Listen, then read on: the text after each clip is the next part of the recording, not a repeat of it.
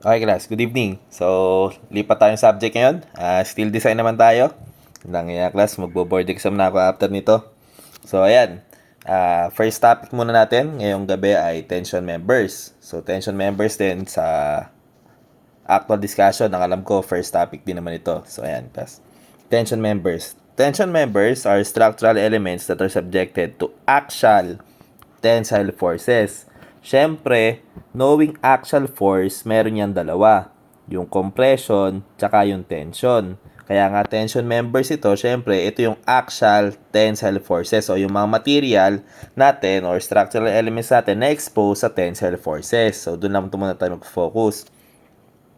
Next, commonly used as truss members, bracing for buildings and bridges, cables in suspended roof systems, and cables in suspension and cable stayed bridges. So, para lang medyo natin kahit walang figure kung ano yung mga yan. Truss member, syempre ito yung ginagamit natin sa bubong. Kadalasan class yan yung mga angle bars. Next, yung bracing for buildings and bridges. Yung kung ano mo yan class, minsan meron sa mga poste, may mga nakaganito yan, may mga naka-X na ganon. So yan din, tension members din yan. Isa pa, cables in suspended roof systems. So ano yung sinasabi na yung class? Kunwari, sa gilid na, madalas mo ito makikita sa mga building na malalaki. Minsan, sa gilid nila, syempre meron lakaran ng tao. Kunwari class, ito yung pader ng building. Tapos, meron tayo dito pinaka-shed o yung silong ng mga naglalakad. So, ito ka class. Tapos, dala mo yung grades mo na 5. Joke lang class, yun. Bad joke. So, ayan class. Syempre, kung masyadong malaki ito, ang possible niyan, mag-govern yung rotation. So, possible yan, mahirap i-retain na horizontal yan. So, para hindi ito suportahan dito sa baba, minsan, ang kinakabit naman dyan ay yung parang cable. So, nilalagyan naman yan ng pinaka-tali dito, yung cable. Na dito yan itatali sa taas, tas dito sa may pader, para ma-counteract yung rotation nung roof natin. So, yan yung sinasabi na to. Ito, yung cables in suspended roof system. So, para lang ma-imagine mo. Punta ka class, huwag na palang banggit pero madalas yung class sa malaking building. Meron. Tapos, and cables in suspension and cable stayed bridges. So, alam mo na siguro yan, mga hanging bridges yan class. Tapos, yung mga nasa gilid-gilid ng mga tulay natin, makikita mo doon, maraming cables. Tapos, isa pang inano dito, the only determinant of the strength of a tension member is the cross-sectional area. By the way, class, ang gamit kong reference dito ay yung steel design ni William Segi. So, ang pagkakaalam ko, ito yung binanggit sa amin ng review center namin dati na magandang reference. So, ito na rin yung dinownload namin dati. So, ito yung class. Sabi rito, the only determinant of the strength of a tension member is the cross-sectional area. Kung matatandaan mo sa since axial tensile force ito, from DEFO, ang stress natin ay equal sa P over A. So, ang tawag dito class ay axial stress. So, kung axial stress yan, dapat yung P na nag-apply mo ay axial force din. So, yan. Mula dyan, since axial yan, ibig sabihin, kung ito yung longitudinal section natin, tapos nung material natin, tapos ito yung neutral axis niya o yung longitudinal axis niya, dyan din mismo nag-a-act yung force natin. So, P. Kaya nasabi na axial. Kasi yung force P natin tumatama doon sa mismong longitudinal axis ng material natin. Tapos, kung maalala mo sa DEFO, ang nagpapalito lang sa iyo sa simple stress, hindi naman yung P. Madali lang class hanapin yung P. Ang nagpapalito sa iyo doon, kung natatandaan mo, itong A. Kasi kapag ito yung hindi nalinaw, dito na nagkakapatay-patay yung estudyante. So, dito, since tension members ito, axial tensile force ito, ala naman ito halos class pinagkaiba sa application natin sa DEFO. Ang main na difference lang between steel design tsaka yung sa DEFO, may governing codes na kasi yung steel design. Kasi yung DEFO natin, so yun yung parang theory pa lang, ganun, ipinapaintindi sa principle. Sa steel design naman, meron ng governing codes na ginagamit. So, doon lang medyo sila sa DEFO natin, given the allowable stresses, pagdating sa steel design naman, kino-compute pa based doon sa ina-allow naman ng code. Pero more or less, yung principle nito class, halos same lang naman din. So, pag-usapan natin class, Kung kamukha pala ito ng defo na ang nagpapahirap like cross-sectional area, so kailangan pala sa mga susunod natin na discussion, yun ang mapagfokusan, yung cross-sectional area. Kasi yung force applied class, iisa lang naman yon yung force applied. Hindi kung ano yung nakabigay na force applied, hindi yun na yun. Pag-usapan muna natin class yung mga cross-sectional area. So cross-sectional area, kadalasan ito daw yung mga cross-sectional area natin. So ito yung solid na bilog, yung mga solid na cables natin or bars. Meron naman yung hollow, meron naman yung mga tubulars natin, meron naman class yung mga angle bars natin, tapos yung mga wide flange natin, ayan yung carry, yung channel bars natin, letter C naman. Pero meron din tayo tinatawag class na built-up section. Yung built-up naman, so ibig sabihin kaya nga built-up, yung ginawa or pinagkabit-kabit, base mula sa ano yun, mula sa mga solo-solo na material, pinag-connect sila either welding or bolts, pinag-connect sila, tapos nakabuo ng ibang shape.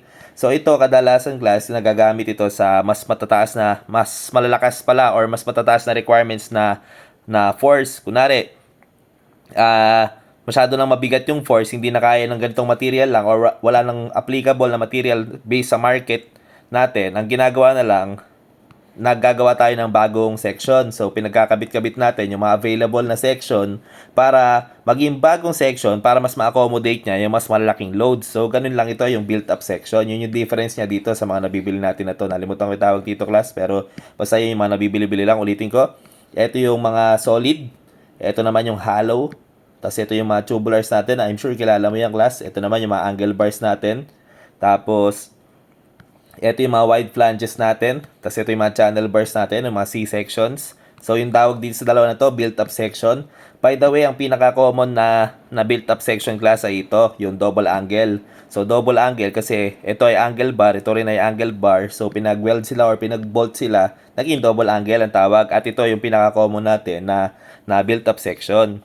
So, pagdating class sa tension members, may ilan-ilan lang tayo na kailangang i-discuss para mas maintindihan natin. Tapos the rest, iaasa natin based sa code tsaka sa computation. Pero, intindihin mo natin class isa-isa. First is si actual stress. Tulad nga sa defo, sabi nga sa'yo, si steel design ay parang defo lang. Kung pag-uusapan natin actual stress, so ito yon, actual stress F equals P over A. O yung P na na-experience ng material divided by area kung saan siya nag-act. Or yung area kung ano yung gagamitin nating area. Kaya ang nilagay ko rito, F is actual stress. Yung P naman natin ay actual force. Yung A naman natin ay yung area being considered. Kasi pagdating sa steel design, meron din tayo ma-discuss pa na about naman sa area. Ngayon, yung small letter F class, pagdating sa steel design, ang small letters ay dinedenote ito ng applied o actual stresses ito. Kapag naman capital letter F, yun yung allowable. So, yung F, yung small letter, actual.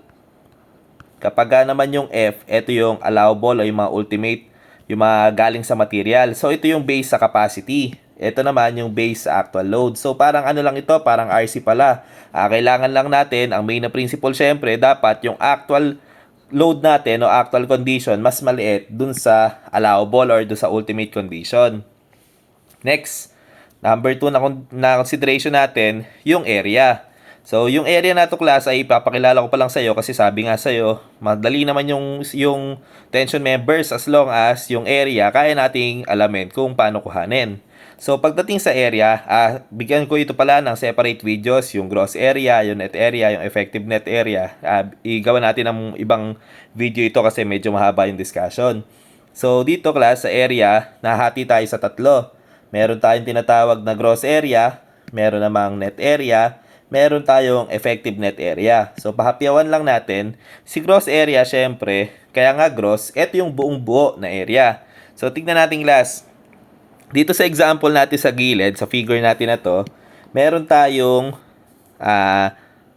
bar. Ayan, ang dimension niya ay 8 by 1/2 na plate natin na kinabit sa gasket plate. So, itong portion na to, ito, yung medyo trapezoid niya, kung na-imagine mo, ito class, yung tinatawag natin na gasket plate. So, para saan ba si gasket plate? Si gasket plate po ay ginagamit para ma-connect natin or ma-transfer natin yung load na dinadala nito nung bar natin na to or nung plate natin na to, ma-distribute natin or ma-transfer natin dun sa support. So, ito yun, no?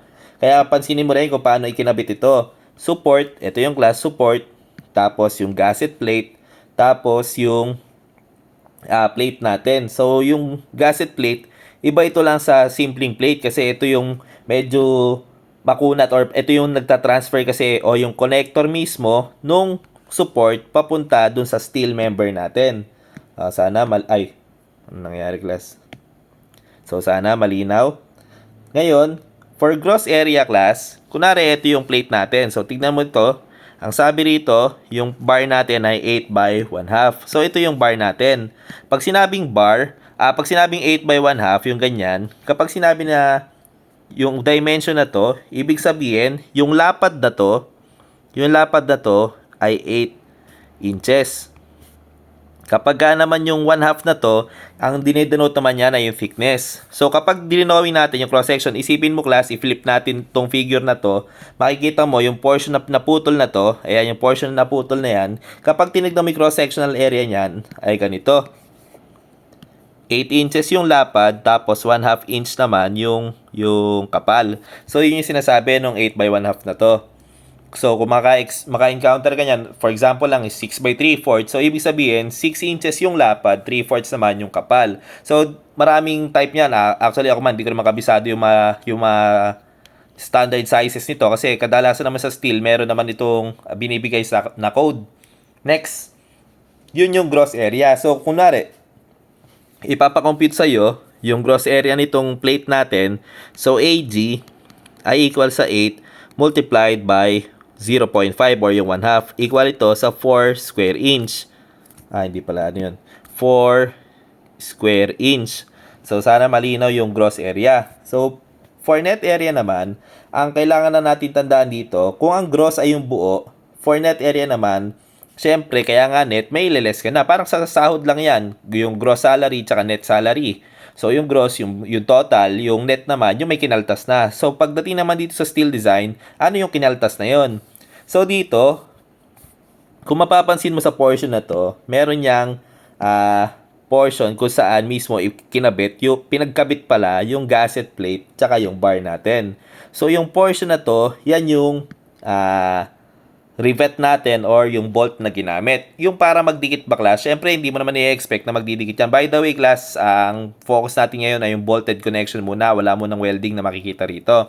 So kung pagdidikitan natin yan na by bolts, kunwari class, etong portion na to, yung gasket plate natin. Ito namang portion na to, yung steel plate natin o yung bar natin. So, sana malinaw. Kung titingnan mo yung cross-sectional niyan, ganito yung magiging itsura niyan. Yung gasket plate natin, tsaka yung bar natin ay pinagkabit gamit yung bolt natin. So, ito siguro yun. Ngayon class, para malaman natin yung net area niyan, ang gagawin lang natin, for net area ng bar, kasi bar din yung ginawa natin dito, for net area ng bar naman, syempre, di ba kung yung length nito, alam natin na yung total length ng bar natin ay 8 inches. Kaya lang, since nagkaroon na ng butas, yung total, yung net na length niya, hindi na 8 inches. Magiging 8 minus number ng holes o number ng butas natin multiplied by yung diameter ng hole. So, syempre, kung kunwari, yung diameter na to ay 20, ito rin ay 20, ano pala ito? English pala ito. So, kung 8 inches ito, kunwari lang, yung diameter natin dito ay 1 inch, yung diameter ng hole natin dito ay 1 inch. So, ang total na lang na length na natitira natin ay yung 6 inches na lang. Kasi 8 inches minus dalawa na 1 inch. So, magiging 6 inches na lang. Multiplied by thickness. So, doon natin makukuha yung net area natin. Yung staggered or not na to class, ano lang yan, i-lecture mo lang muna, pero sa mga susunod na topic nga natin, pag diniscuss na natin tong area, so doon natin naaralin pa yan. So tandaan, ang net area natin, possible na consider mo yung staggered connection or yung hindi staggered connection. Next, si effective net area naman ay iba kay net area. I-discuss na lang din natin sa susunod dito kung ano yung difference sila, pero inote mo na lang din muna class, na yung effective net area ay possible maging equal ni net area. Tandaan na may be equal lang. So, hindi lagi silang equal. Possible lang na maging equal, pero hindi lagi. Sana malinaw yung pag-interpret natin. So, next naman na i-consider natin for net area, kasi binanggit ko nga sa iyo dito, yung number ng holes, tsaka yung diameter ng hole, patandaan mo na rin ito. Ang ginagamit nating glass ay standard hole size. Meron niyang oversize, pero class, ang kadalasan ng ginagamit ay yung standard hole size. For standard hole size naman, yung 4 bolts with diameter, yung mga bolts natin na may diameter na less than 24 mm, yung diameter ng hole niya ay equal sa yung diameter ng bolt plus 2 mm. So, ang tatandaan mo lang dyan ay ito yung ina-add. Kapag less than 24 mm, ang i-add mo doon sa diameter ng bolt mo, 2 mm. So, ginagawa naman natin yan, kaya tayo nagdadagdag ng dimension dun sa butas para madaling ipasok yung tornilyo. Siyempre, class, kunwari, ito yung tornilyo, tapos yung butas mo, same lang din dyan. So, ito lang din yung butas. Siyempre, napakahirap ipasok ng tornilyo sa saktong butas. Kaya dapat, ang mangyayari dyan, kung i-exaggerate ko lang ng konti, kung ito yung tornilyo natin, dapat medyo mas malaki naman yung butas. Kaya lang, hindi naman ideal na sobrang laki ng butas. Kasi kapag sobrang laki ng butas, edi hindi nakakapit din yung gasket plate natin, tsaka yung dun sa bar, or baliktad, hindi pala kakapit yung bar natin dun sa gasket plate. So, nonsense yung mangyayari. Kaya, tignan mo, ang ina-adjust lang natin, very small lang na value. So, 2 mm, tas 3 mm. By the way, since ang Pilipinas na kadalasan ay SI tayo, so yung SI na lang nilagay ko. Pero meron din itong English. Pero kung gusto mo lang hanapin, search mo na lang, class, or convert mo na lang. Next naman, yung 4 volts naman natin, kapag ka naman greater than 24 mm or equal, tignan mo, class, merong equal dito.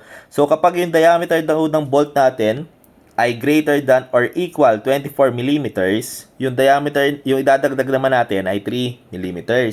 So, ulitin natin.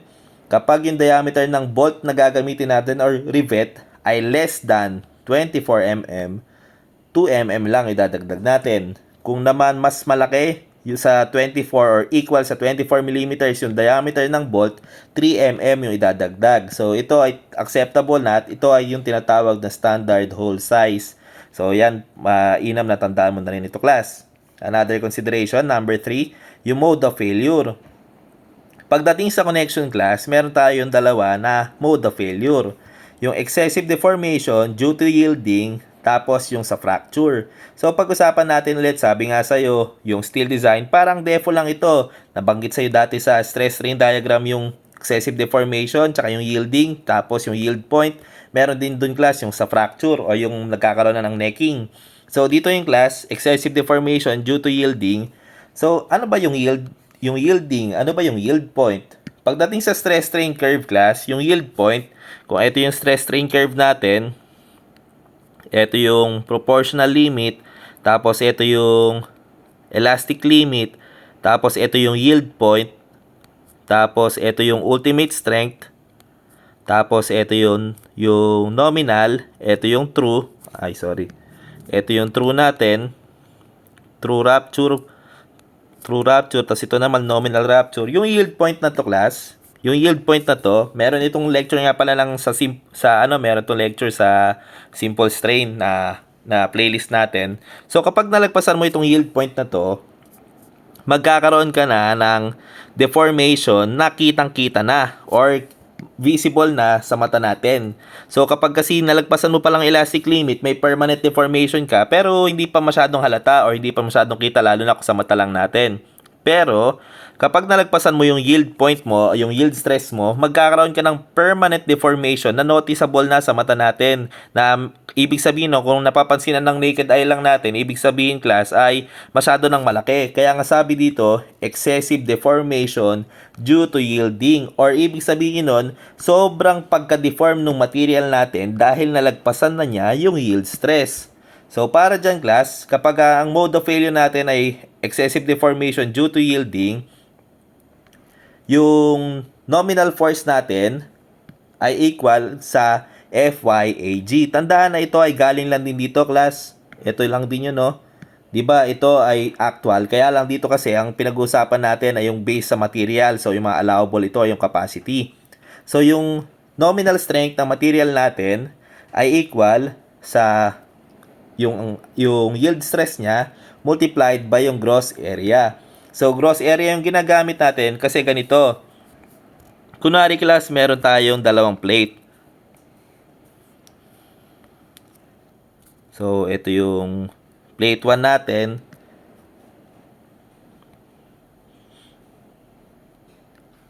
Ito naman yung plate 2 natin. Tapos pinagkabit ito ng dalawang bolt.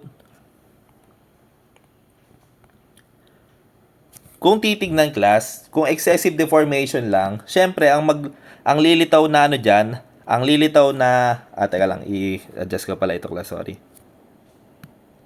Pero hindi naman ito ganun kahalaga class, para lang mas ma-visualize mo.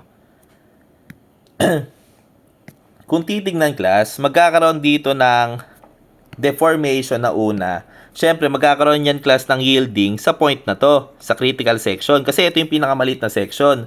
So, unang masisira yan sa portion na to. Kaya lang class, hindi naman ganun ang pinag-uusapan ng yielding. Ginagamit natin yung AG, imbis na AN o yung net area, kaya AG ang ginagamit natin. Kasi kapag sinabing yielding, ang sinusukat dito ay yung deformation. So, dito class, tingnan mo ha. Dito, una magkakaroon ng yielding. Kasi dyan na una magkakaroon ng permanent deformation kasi maliit yung area. Kaya lang class, kung ikukumpara mo naman yung portion kung nasaan yung mga connection natin, kahit sabihin mo na ano yan, na 4 or 6. So gawin natin 6 siguro para mas maintindihan mo. Kahit nasabihin pa natin na 6 na yan, tapos dito mag-occur yung yielding natin, dyan una pa lang mag-occur yung yielding natin. Pero ang usapan kasi sa yielding ay deformation. Kung titignan mo yung area na to, eto, yung area na to, kumpara naman sa area ng mga material pa na nandito, tandaan na yung drawing ko ay putol pa, yung area na yan, tsaka yung area dito, kung ikukumpara dito yan class, mas malaki pa rin yung magiging deformation sa portion ng mga to, kumpara mo naman sa magiging deformation sa net area na to. So, tingnan mo ito ha, yung portion na to, gross area yan, di ba? Kasi wala itong butas. Pero dito sa portion na to, net area, oo, dyan nga una mangyayari yung yielding, pero masyadong maliit ito yung portion ng area na to para i-consider mo na net area. Ang mas magpo-produce pa rin ng mas malaki na deformation ay yung galing dun sa gross area na walang butas kasi mas mahaba pa yung section na to kumpara dito sa section na to kung saan nagkaroon ng connection.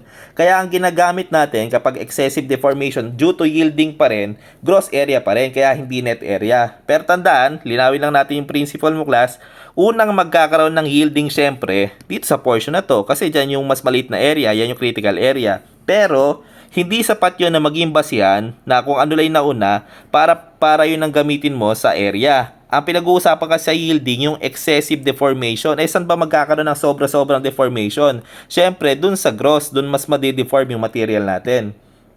So, yun lang class yung dahilan kung bakit AG yung gamit. Burahin ko na ito, class.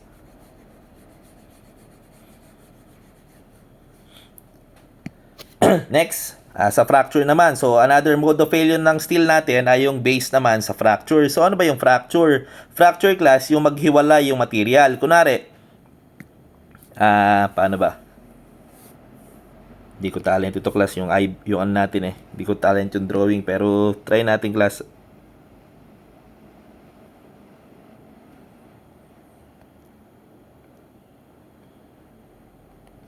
Kunwari class, meron tayong I-beam, meron tayong ganyang I-beam. Tapos dahil sa fracture nating class, ang mangyayari, since naka-experience ito ng tensile force, ito naka-experience ng tensile force, yung portion din na to, yung kabilang, yung di ko na drawing, naka-experience din ng tensile force, ang mangyayari class, magkakaroon dito ng failure. Yung fracture na yan, magkakos ng rupture. So, pag nagkaroon ng rupture, ang ibig sabihin nun, mapuputol. So, kung mapuputol yon, saan ulit mapuputol? Siyempre, mapuputol siya dun sa critical section kung saan merong kang effective o i-consider mo na yung iba't iba pang less o na-less mo na yung galing sa bolts. Siyempre, class, kunwari, mag-imagine ka rin ng material, yung portion na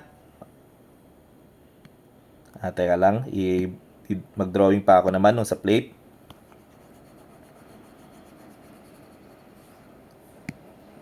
Kunwari class, meron tayong plate na yan. Kunwari may plate. Tapos, meron tayong bolt dito na dalawa. Siyempre, kung ikukumpara mo, anong mas malaki yung area? Yung portion na to? O yung portion na to kung saan nagkaroon na ng butas? Di ba pinag-usapan na natin pag-compute ng net area kanina? Siyempre, ang mas maliit na area, yung portion na to, yung net area, kasi iniles mo na yung butas. Kung papansinin mo rin sa formula natin, yung AE natin ay effective net area. Yung effective net area naman, may formula ito na AE equals U multiplied by net area. Kaya lang class, sabi nga sa'yo, pag-uusapan pa natin ito sa mga susunod pa na topic. So, wag mo natin i-discuss siguro masyado yung net area at saka yung effective net area, yung difference. Ihiwalay natin. Pero yung class, naka-base naman ito. Tingnan mo class, naka-base ito sa ultimate load. Ito, sa ultimate load. Kasi ultimate stress ito, di ba? Ultimate stress. Tapos yung effective net area kung saan mag-a-act yung critical section. Yun yung difference ng excessive deformation tsaka yielding. Si yielding natin, ina-assume natin na mag-a-act ito dun sa gross area. Kung saan naman, si fracture naman, mag-o-occur ito dun sa effective net area. So, discuss natin sa mga susunod na topic. Next naman, sa number 4, allowable stress. Para sa allowable stress, meron tayong paano ba to? Dalawang condition ng pagsosolve. Parang ano lang ito class sa RCI, WSD versus USD. Kapag sinabi dito sa steel na LRFD or load and resistance factor design or load resisting factor design naman sa iba, so yung LRFD, ito ay based sa mga reduction factor. So si LRFD, ito yung katumbas niya sa RC natin na USD. LRFD. Si ASD na naman, or alternate stress design, ito yung katumbas natin sa WSD. So, ASD. Sa RC ito, working stress design. Pagdating sa steel naman, ASD. So, ito, ang main na difference nila, ASD tsaka WSD, naka-base ito sa factor of safety o sa allowable stresses lang. Ito naman, naka-base naman ito sa reduction factors tsaka sa ultimate condition. Kung maalala mo, pagdating sa RC, baka mas familiar ka doon. Dito sa USD, ginagamitan natin yan ng mga ultimate load na 1.2 dead load plus 1.6 live load. Di ba ginagamitan natin ng ganun? Tapos sa USD, pinakilala sa iyo si reduction factor. So, ganun din dito sa LRFD kasi nga sila yung magka-equivalent sa RC Steel. Sa WSD naman, ang ginagamit dito, kung natatandaan mo, meron dyan yung mga allowable stress ng concrete, yung may mga ganun. So, dito rin class, allowable stress lang. Yun ang main na difference ni ASD tsaka ni LRFD. Ulitin ko, si ASD ay nakabase sa allowable stresses. Si LRFD naman, nakabase ito sa principle ng reduction factor. So, for LRFD, yung ultimate allowable load natin ay dapat, yung ultimate load natin ay less than or equal sa reduction factor multiplied by nominal load natin. So, ito lang yung. Sabi nga sa iyo, ang LRFD, gumagamit tayo ng principle ng reduction factor. So, for yielding, ang reduction factor natin, kapag ang consider natin na allowable stress ay yielding, ang reduction factor natin ay 0.9. Kapag naman fracture ang failure na i-consider natin, ang reduction factor naman natin ay 0.75. Siyempre, yung ultimate condition natin class, yung ultimate load natin ay less than or equal dapat dito. Ganon din dito class, dapat yung ultimate load natin ay less than or equal siyempre dun sa ultimate capacity. So, di ba sa RC rin may ganon, yung actual versus capacity. Siyempre, dapat yung actual mo mas maliit or equal man lang do sa capacity. Kasi kapag hindi nangyari yun, magkakaroon ng failure. So, dapat lagi mas maliit yung actual dun sa capacity. Tandaan na para malaman mo kung ano yung capacity ng material mo, so ito lang yon. Kung yielding ang consideration, 0.9 multiplied by yung Fy ng material, multiplied by yung Ag yung gross area. So, kung fracture naman i-consider natin, yung reduction factor nga niya ay 0.75 multiplied by yung ultimate stress niya multiplied by yung net effective area. So, for ASD naman or alternate stress design, dito naman, since ang meron tayo dito ay yung applied load.